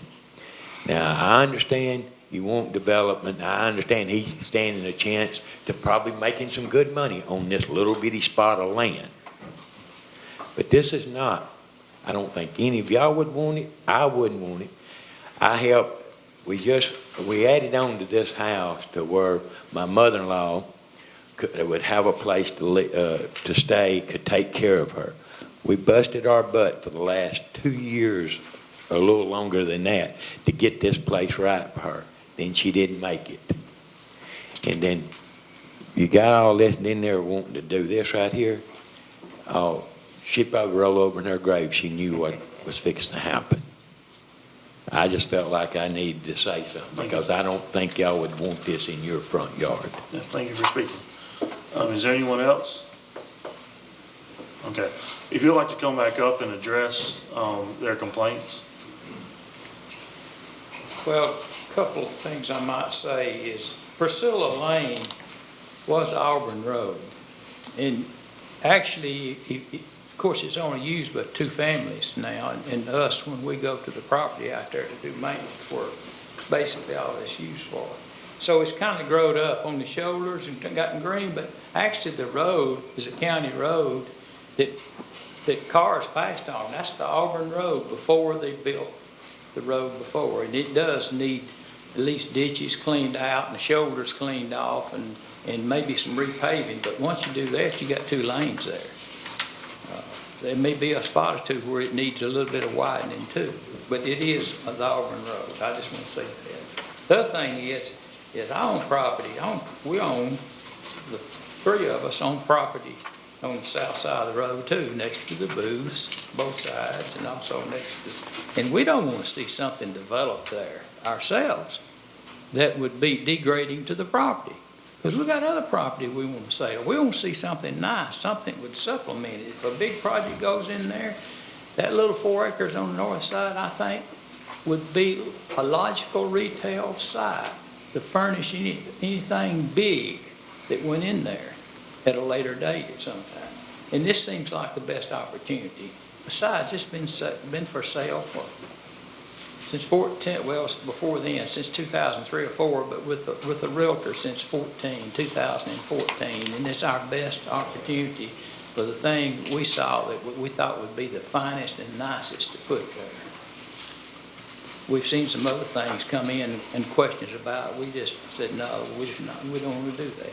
And we're not at a point here yet selling it to these people, you know. It's got to be, we got to see a site plan and see something developed that lives up to the standard of what they've sent to us. So I want to see it look good when it's through. And I want to, you know, I understand the concerns of our neighbors, and we've had it 20 years and we still haven't developed anything out there. 2002 is when the parents passed away. It's fixing to be 20 years, 19 anyway, okay? So we just think this is an opportunity. So this is the reason we're looking at it at this point in time. All right, thank you. All right, we're going to close the public portion and open ourselves to community discussion. Well, of course, none of us want degrading property across from our house. But if this is built to the standards that it's shown here, such as the Collierville, Cordova standards, and it looks like it will be, it's going to be a nice place, and it would not be of any benefit to the people that are in it to let it be run down. Because you're not, you know, you can't make any money. Now, I don't know whether it's going to be owned, who's going to operate the gas station or whatever, but most of the gas stations now are operated by, the foreign nationals or whatever nowadays you get to. And so, and I don't know, some of them are not as good, but this looks like a good opportunity and a good addition to this property here. The thing that I've been raking my brains, trying to think of something that's similar, but very similar to this is what's built out on Coley Road right now, which is Brooks Grocery and those little retail strips. That's pretty far away from the homes. Yeah. Yeah, I know, but I'm just saying. It's pretty far, but there's no home across the street from it. No, I know. And it's not a 2-lane road. I'm talking about a development that would be similar. Maybe. But what I'm coming back to is that the reason we're here is that, you know, there's, as it currently stands with being zone residential and agricultural, what they're wanting to do is such a drastic change has got to come for us. All right, and this was annexed in 2012? 2012. All right, so before that, he could have built whatever he wanted to, and you'd had no say. And so the good thing is, with the annexation, is that you're actually getting a say in it. You're going to state your case. And now, you know, our difficult decision here is that, well, is this the right kind of change here? Is it, you know, like someone had mentioned time, you know, is it, you know, on one hand, you could say, well, it's been so long, this is the first opportunity, you know, well, let's progress, you know, let's have development. On the other hand, you know, maybe having the 3 families come together at some point in the future for all 100-some acres would be the better option. I mean, personally, I have a hard time taking what is a rural residential area and basically taking part of it full-on commercial and trying to leave the other part like country living. And that just how, you're basically drawing a line down the street and develop hardcore commercial on one side and pasture on the other. That just seems very stark of a change. And I'd like to know, the residential area that's off to the side there, are there actually houses there? I didn't see any. Is it just a green grassy area? I think there are, Mr. Carnathan would know, he knows the area well, but I have not been through everything. I think he said there were 2 residences that are on the property. Inside the highway, this is Eastern Boulevard here, and this is Eastern, and this is I-22. Use that so we can focus. Okay. Is that where you were talking about? Yeah, that little bullet-shaped area. This area in the middle? No, keep it right there where his pin is. That's the 4 acres. Yeah. Yes, that's the 4 acres. There's nothing there, right? There's nothing there. My house I was raised in was sitting right along here, and my grandmother's house was here, and they both been sold and moved. There's an old barn still sitting here, and a little shed here, and a little big shop right there. Yeah, that's what I saw. Yeah, we were just seeing it on the aerial photos, so that's why we were making sure there wasn't. It's just a barn, it's vacant. It has an old mule plow too in it. But the problem is, that's residential. And we're not talking about rezoning it at all, correct? Yes. Yeah, that's what we're rezoning. That's where they want to put the gas station. That's the 2 we want to rezone. And they want to put the gas station together. there, inside that, yes. Yeah, and and this development would be inside that little banana shape of. My mistake, when I filled out the plan for everyone, it says on the map LDR and AO to be rezoned, but I took it as 2 different agricultural lots with the small map that I was looking at the time. So I just, I incorrectly labeled that as agricultural. However, however, it is residential, but there are no homes on that particular parcel that he's talking about. Okay. So then we have the one that's, parcel 20.02, that's owned by the Carnathans. That's the agricultural one. That's the agricultural one. Yes. And the Norman's house, if I'm looking at this, because our piece of paper is a little small, Is right along. is that little sliver that's directly to the kind of west. Correct. Is there 2 houses on that piece of property? Yes. How do you access the second? Both of them have driveways that front out on Priscilla? Okay. But when I looked at it today, or yesterday, the thing that I couldn't get my head around was the property right there. I mean, that little road goes to their houses. There's nothing there. How, you're just gonna access it off of the interstate? No. You access it off of Eastern Boulevard. You That's the only gotta way you come can. off There's of no access here. Right, It's so none you- allowed.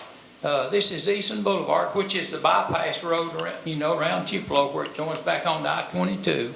And you got the ramp right here that accesses all of it. It dead ends right here. Yeah, used to go through. Yes, it used to go right on through. It was Auburn Road. It went right on through up here and joined on here. It went through, got across here. This is the road here. I don't know where it went. I don't know where it went either, but it crosses Eastern Boulevard and goes down by Priceville Church, which is Feimster Lake Road down there.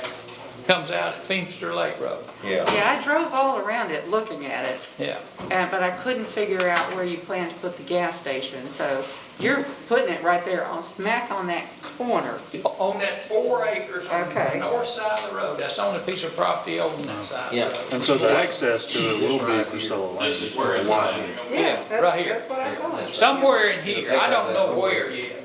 But you would think somewhere close to the center, right, and they would back it up, I know, close to the right of way on the backside, put all the parking.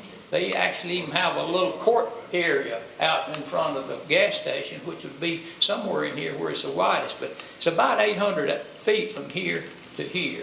on that 4 acres, which makes a lot of frontage and certainly an excellent place for retail. Well, you shouldn't have to have an awful lot of buffering, fencing, trees, buffering to keep that away from, Well, they're still gonna use that street to access. yeah. They're going, it'll be used right here, the street. That's, no. That's a frontage That's just road, a it's big- like a That's not frontage road, right. is what it's like. Can I say Well, we've closed the public portion, so, this is just, He was talking, so. well, we're just letting the applicant respond. This would just be an access road, that's what it is. That's what it is now, and it's named Priscilla Lane. Yeah, like I said, I understand that, but I just don't think that's a good idea. I'm just gonna say that outright. All right. Any more discussion with the committee? On the buffering for either Mr. Carnathan or Mr. Loden, is there anything in the plans that addresses any kind of buffering, fencing? Not at this I don't think point. they got At that. this point, Oh, okay. I think this is one of those things, they're gonna have to get the zoning to go further, because obviously no one's gonna buy it as Yeah, is. these are just mock-ups right here. That's just Yeah, I got you. existing Yeah. places. Of course, they'll have to abide by whatever the code says, just like we dealt with the previous one, Mr. Patel. He's got a, you know, there's certain regulations that they have to follow, so. But, I mean, whatever the buffer is, it's not enough to hide a gas station that's across a 2-lane road from houses, in my opinion. So do we have the option to do the little bullet shape, which is 20, and not do the 20.02? You would have that. I would think that the agricultural open space designation was used to put some area that was not developable or was not currently developable in 2012 as residential or commercial at that time. There was, we had in 2012, we had US 78 that was 4-lane through there. But that's what the agricultural open district is generally used for, is to put some areas in a holding pattern. Because at that time, they didn't even have the infrastructure in that area to support anything like this. But at this point, they have no plans. They just want to do it so that in the future, when they do have plans, they could and not be Well, restricted. they do have this plan that they're presenting Only for the here bullet. tonight. Only for the Because bullet. Right. If you change that, you still gotta access everything on that same road. Yeah, the only way you can use that 20-acre lot is to do it off Priscilla Lane. Yeah. And unless you build a new road in there, so But even if we rezone the 20-acre and they have something in there, there's still gonna be a lot of traffic on Priscilla Lane. Whatever that, Oh, yeah, that's the problem. yeah. I think the only thing I could go back to similar that has happened in the past was the Love's truck stop at Belden, where you had a area that was rezoned that had just been a muck pond for years. And that developed, and then a hotel developed, and then the trucking center across the street developed. There weren't any houses. No, there weren't any houses, So that's no. the difference here. No, I mean, but as far as just in commercial development, as far as, a little bit attracting more, and now we have a plan that is on hold right now for that other side of the intersection.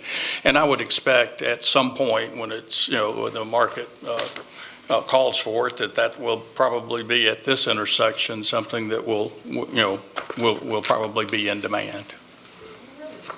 I could say one thing here. Just, beg your pardon.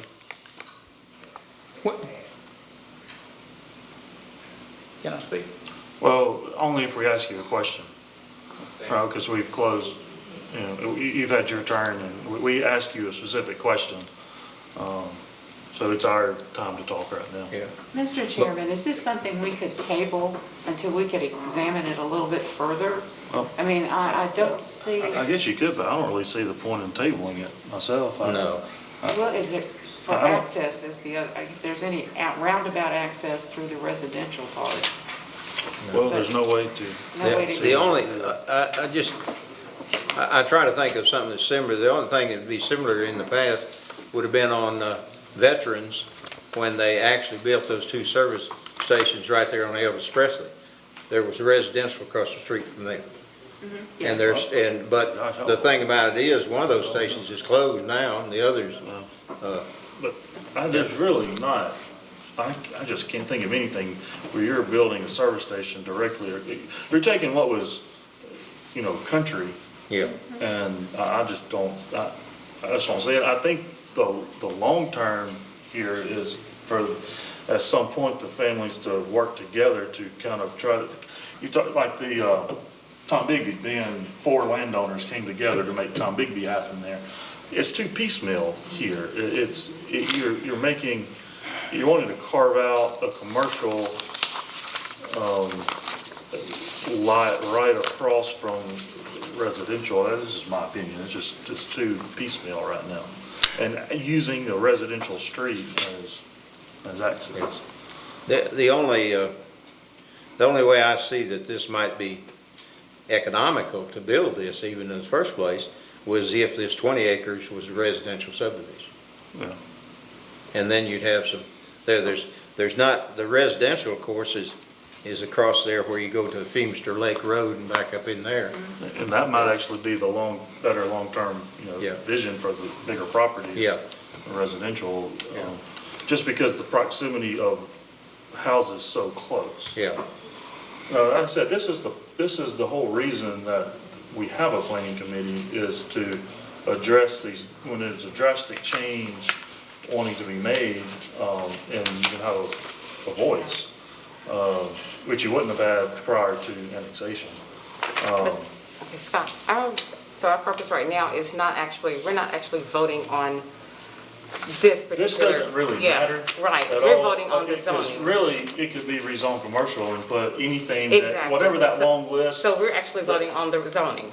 Yes, all Not this, we're okay. here for I is just wanna to make decide, do these two parcels, that one is residential and one is agricultural, do they need to be commercial?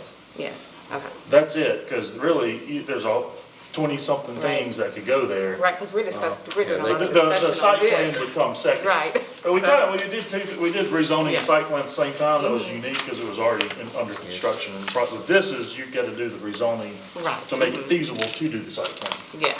There could be a 3-story hotel put on there instead. Yeah, the 4-story. Yes. Or 4-story. Yeah, that's right, it would be 4-story if we Exactly. went commercial. That may be worse than the gas station. Yeah. All right, so are we going to keep discussing this, or is there a motion waiting to be made here? Well, at this time, I'll make the motion that we deny it. Okay, motion to deny. Is there a second?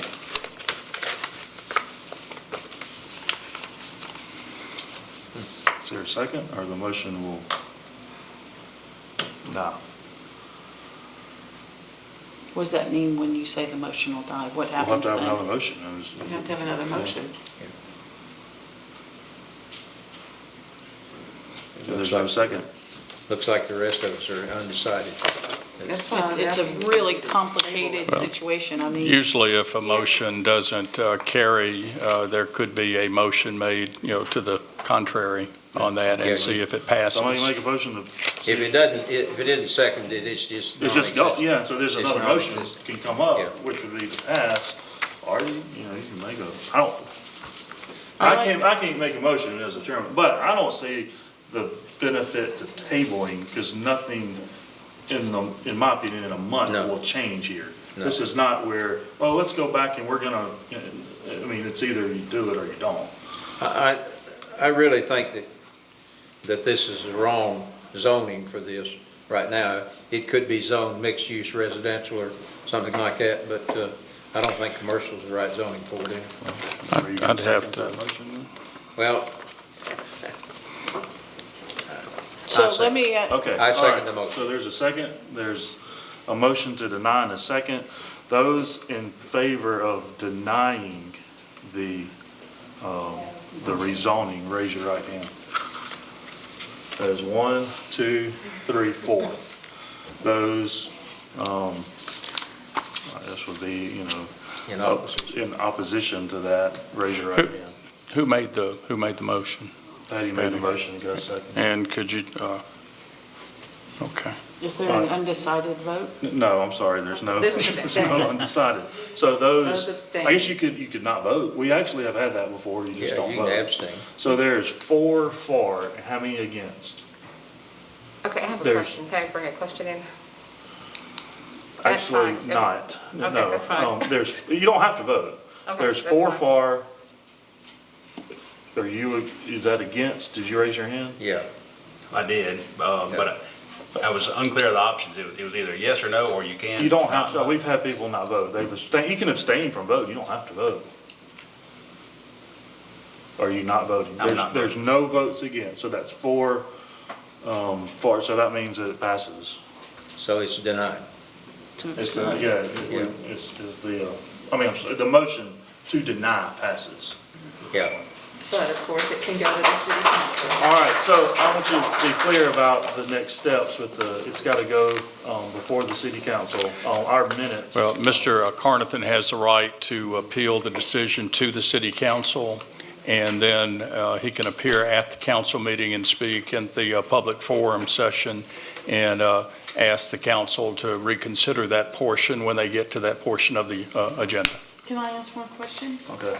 Do they have an option, does the Carnathans have an option, since to go to commercial was put down, can they go to a mixed use or bring something back up to the table, or do they have to wait for a year? Well, this is a mixed-use commercial corridor, which is what it was. It has a lot of compatible uses and flexible uses and other things. There's a whole list of 30, 40 things it could be, you know. Yeah. But yes, he can come back with another one because we didn't table it.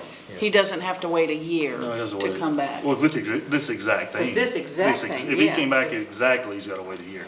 But if he Well, he came could come back with another Another rezoning, you know, rezoning, to something a else. different one, you know.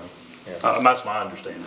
Yeah, I believe if he reworks the plan, has, more land to add to it, If it's or in different. some other area, it would be considered a different application, and then we go through the process again. It sure would be nice if all the neighbors could come together and come I up with think, you know, that's an probably, option.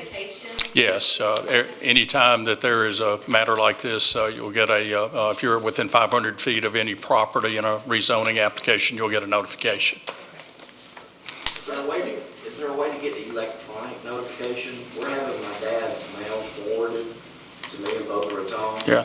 I never got the notification. If you'd come up and get a card, if you'll send me that, I'll notice that when I send out the notices on that. But okay. Thank you. We appreciate everyone who comes to speak, take part in this. All right, moving on to the last, or the next item on the agenda. Flex 21-03, request to allow an expansion of a non-conforming use at 6481 Chesterville Road. This non-conforming use was grandfathered in when this area was annexed into the city. Applicant wishes to expand this non-conforming use to add RV rental spaces. Is the applicant here? I guess, Yes, sir. are you, okay, I'm sorry. I am, yes, sir. You're the applicant. Are you the applicant? Yes, sir, I am. All right, state your name, address, and then tell us about your application. Certainly. Well, hi, my name's Rick Tudor. My address is 148 Dogwood Hills Circle here in Tupelo.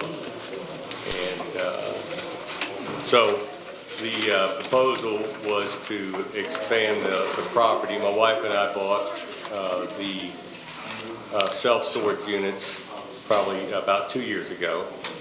And so we were looking at how we could expand on that property and to get some more revenue and value. if y'all could, go ahead and step outside so we can, okay, thank you. Yeah, I think the air kicked on in here too, which is actually pretty nice. It's getting a little hot. I think it's on an auto timer. I'll have to find out about that. So, as I was saying, we bought the property 2 years ago. My wife manages that property, has some boarding business at home. We live about a mile from this property out in West Tupelo. And we've lived there for, I guess, about 22 years.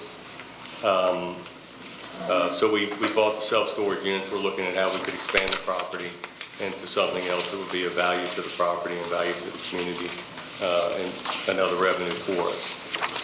Looked around for whether just expanding some more self-storage or thinking about doing the boat and RV storage facility, which is a canopy style structure just for coverage storage for those vehicles. So that was the plans that we've got, I think on the drawing that I submitted, so. Yes, this is the, an additional map of the area, and you can see the city limits at the edge here and going down through here. But this is the lot that is in question. Chesterfield Grocery is right across the street from there. And the original plan was to put the units down this side of the property, but due to the turn radius that was required for those vehicles, it was moved to this part of the property. And this is the final plan. There's a drive coming in this area here, and then the bays for storage of the units on both of these areas here. Check. Yeah, originally I was going to try to put it alongside on the backside of the property, but after I consulted with some people about the amount of turn radius that you needed for that, and after I got my original drawings, I looked at it, consulted with some other people. I didn't have quite the turn radius to be able to put it on that backside of the property, kind of parallel with the other buildings, so needed to go ahead and look at using the front side of that property. Yeah, these are the houses on Chesterville Road right here that back up to the property, and there's a tree buffer there that is on the property, which I imagine will. Yeah, most of there's a tree line that's kind of overgrown on that side already. I would have had to clear all that out, but that tree line would stay there. Where that property line is, where those, I think there's like 3 or 4 rental houses that someone developed and put as you come around that curve, around that lane, so. Okay. There's 5 new rental houses right there on that corner. Yeah. I think. But in order to put that in, you'll have to take down all those trees and everything. There won't really be any buffer between those first 2 houses and your. Yeah, there's the trees that are there on that current frontage, yeah, they would have to come down. Yeah. They're not really a buffer there anyhow. They're a couple of large trees. Yeah, so. there's 3 big trees, yeah. And actually, in order to put it in there, that becomes on that curve, the predominant thing you're looking at would be those storage of the motor homes and boats and whatever. It's pretty, well, it'd be in the backyard of those. And those are rental houses, they're new houses too. They're new rental units that have been built there.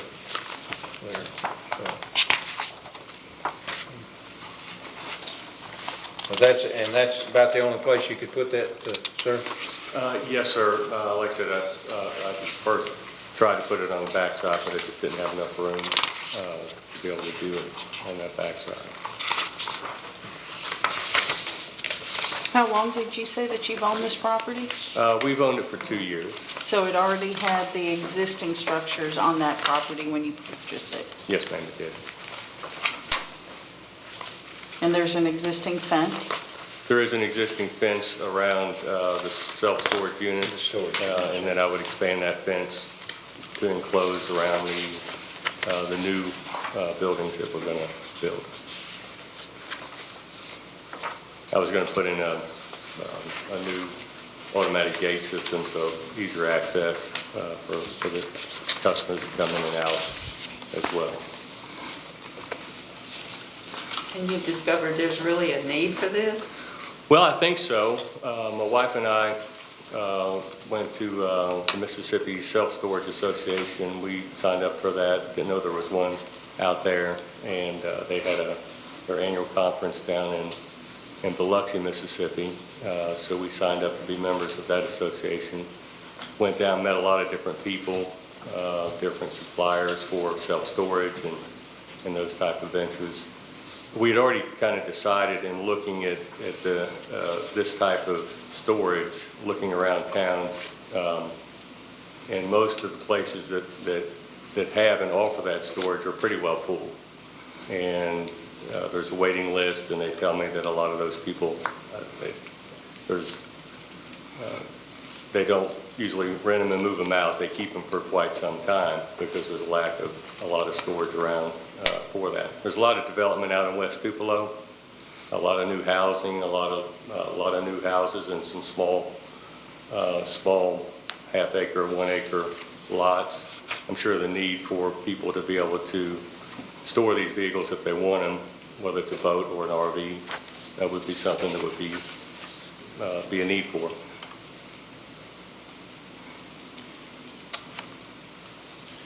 Well, I know, of course, sir, that there is a definite need for this, and I guess they have that one there that's up above the jail there that they just built in there, and I think it's virtually full. It is. Yeah, and it is. I spoke to the people at the attic, and I think they've got some storage over there as well.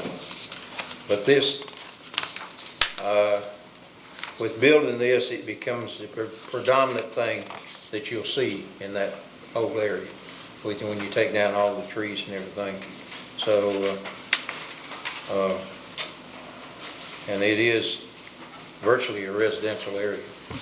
Is there a landscape buffer required with this? Is there like there is on the bigger commercial stuff? It is desired. This was a non-conforming use that was brought into the city, so it would never be allowed in that area at the beginning. So even with the landscaping buffer, it wouldn't. But there is a buffering requirement. I don't know exactly what that is, but I think that there won't be enough room left, really, when you take that out, to leave a substantial landscape buffer between the two. Well, I think that there was probably, I'd have to look at the drawing to be sure. I thought it was more than 10 feet, maybe 15 feet from the property line. It doesn't mean that I can't adjust it perhaps towards the front, because I have enough turn radius from the driveway in to be able to pull it up if I needed to have room for another buffer, for more room for a buffer. I just didn't do that, didn't know there was a need for it. Okay. Were you planning on graveling that parking lot? Yes, sir. Okay. I don't know, that may have already been asked. And the structure would be an all-steel structure, similar to what the gentleman built over there, close to the jail down the road. So just a canopy style. Okay. Were the residents, Russ, were the residents sent notifications? They were I don't see within anything here. 500 feet of that area. Have there been any so- official objections to it from the residents? I haven't. Through the office? I haven't heard any, have had no calls on that, and I didn't have a chance to check the returned letters. We usually get a lot back that, the owner of the property may be changed address since the deed was recorded. Of course, those new rental properties, they wouldn't have gotten any notification of those. No, It's always a problem. It is. I didn't realize that. Mr. Spear, when you have recreational vehicles, does that mean like motorhomes or? It would be, the storage units would be 35-foot deep and 12-foot wide. And so none of your really Class A motorhomes, those really ones that you would drive in, I don't think that they could handle. So it would be some smaller campers and boats, that type of vehicle. A lot of those Class A motorhomes are a little too large to probably get in there. One of the criteria that needs to be met is that all landscape screening and fencing will be adequate with respect to the effectiveness of their type, dimensions, and character, that it will be adequate with respect to minimizing the economic noise, glare, odor, and other impacts in the conformity on adjoining properties and other properties in the neighborhood. It would be a requirement before any permit is issued that a landscaping plan be presented that addresses those. And approval of the use should include specific conditions requiring an adequate buffer, was Pat's recommendation on that, before any new structure and the homes along the, or between any new structure and the homes. Okay. along Chesterfield Road. About how far is it from that facility to that little grocery store? Chesterfield Grocery, I believe is the name of it. Yes, sir. It's right across the street. I mean, within walking distance? Yes, sir. I mean, when I cut grass, I hop off and run across the street, so yeah, it's just within walking distance. You basically have two non-conforming uses across the street from each other, really. That normally, if this had been in the city from the get-go, neither one would be there. Because it is primarily residential. It's primarily residential, but they're there, so.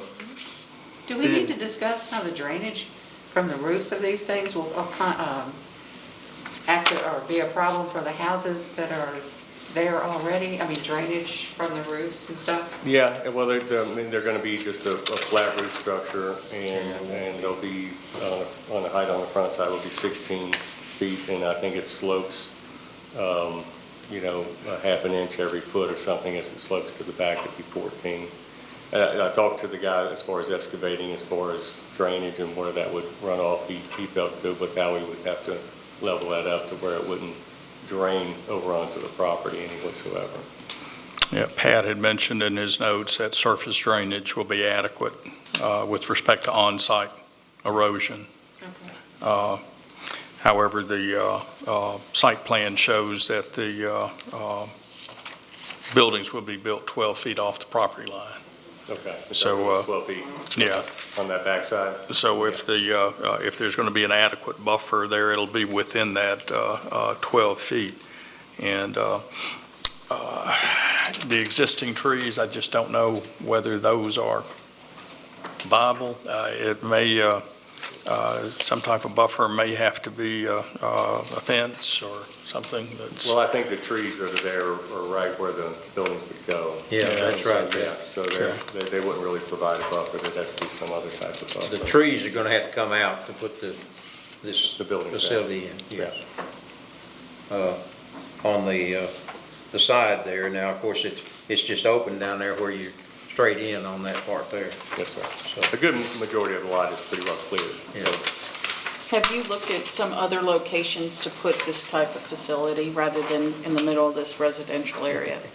No, ma'am, I have not. This is one they own.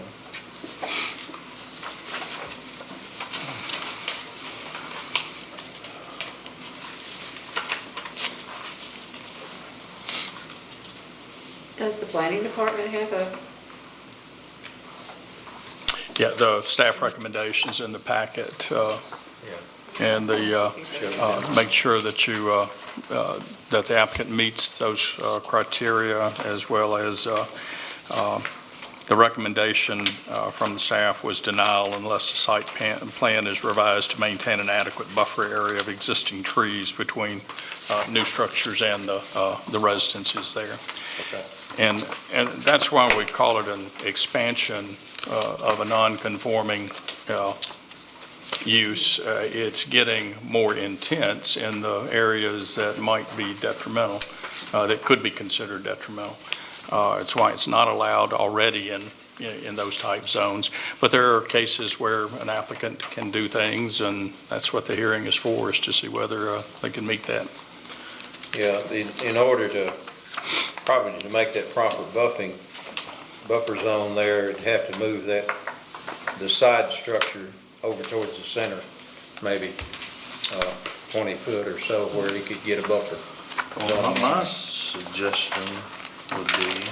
How many feet does the buffer have to be? You said it was 12. Well, it needs, if you put pine trees that have no growth on them there, it wouldn't matter how many, there were, it's not an effective buffer. So really, it's in coming up with what would be an effective buffer and screening that, not only visually, but from noise or anything else. If someone decides to come in and charge your vehicle up with a generator at night to keep the,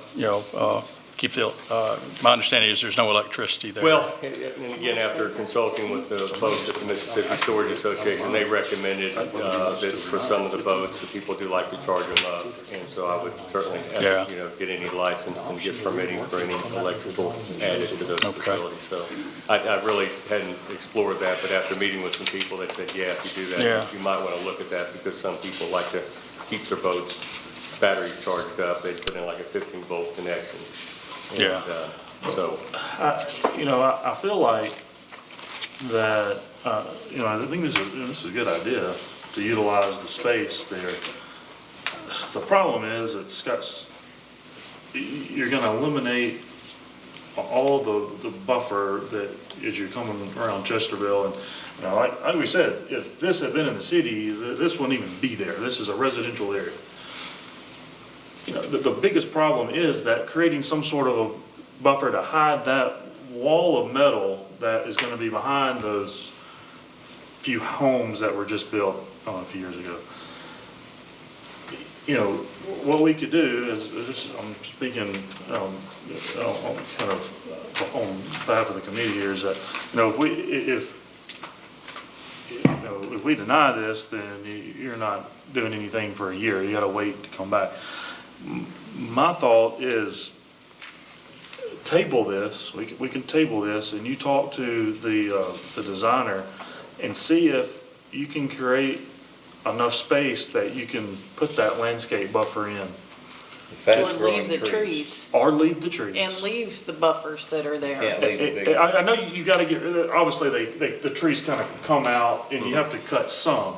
But our biggest problem is that you're gonna see just the back of that building that's 100 feet long. So, because right now, that's such a big issue with us. That's just an option. We could, that would give you a chance to sit down with your architect and say, look, how much room do we need? How much can we if we move it 5 feet away, is that enough? 8 feet away? Or do we need to, maybe there's enough room to leave a tree or two as it is? Then it give you a chance to take a month and then come back and say, hey, How can you make it blend with the neighborhood? yeah, that's like, you heard all what we just went through the previous item, is that protecting neighborhoods. Sure. And when you have, this that really shouldn't be there in the middle of this neighborhood, and then how do we, as you, the owner, allow you a chance to grow your business, but yet not affect the surrounding homeowners? I can completely understand. Would you be agreeable to talk to them and see what the options are, and then? If you're gonna deny me to take it out. Well, I'm not saying we will, but if it come, my point is that, as the chairman, if we have a motion to deny and we move forward with it, you can't come back for a year. Yeah. And I don't know, I'm just kind of reading the room. I'm certainly willing, if I get approved, I'm certainly willing to comply with any of the city's requirements around any buffer, any landscaping or anything of that nature that needs to be done to protect, the neighbors in any way, shape, or form, whatever that means. And I'd be glad to look at all that before I resubmit plans. But we could sit down with Pat Faulkner and have a little session at the office, see if there's any other things that could be done to. So you're gonna table it? You gonna table it then? Well, I that's don't up to- think that that's up to y'all. I don't think we're gonna accomplish anything else in this. I move that we table this. I second. Okay. Motion to table, a second. Do we have a vote to table? All in favor? And that's unanimous. All right. We're gonna table this. If you have a chance to talk to Russ, talk to Pat. Meet with your architect and see what the options are to create a buffer running down that side, and see if we can come back and work something out. Okay, sounds terrific. And I believe that the September meeting will probably be moved from a little bit further into the month rather than the first Monday, since it's a holiday. Oh, okay, yeah. So I'll notify you of the meeting after the committee decides on that. All right. Okay. They were super thank you. helpful. Thank you. Yeah, thank you for your time. Thank you. So apparently, we're probably gonna have at least one item in September with this table. Right. Do we have anything else coming up? There is another item that came in. I can't recall exactly what that item is right now. I can see it sitting there on my shelf, but 7 o'clock came early today. I'm sure like everyone else. August the 30th would be the work session. And then we'll push the meeting back to the 13th of September. Okay. Does that work for everybody? That's just the Yeah. easiest way to make it happen, I think. So September what? September 13th, the second Monday instead of the first Monday. Does that work? Anything Yes. else? Okay. We good? It's late. I second that. Thank you all for working through. Thank you, Scott. all that.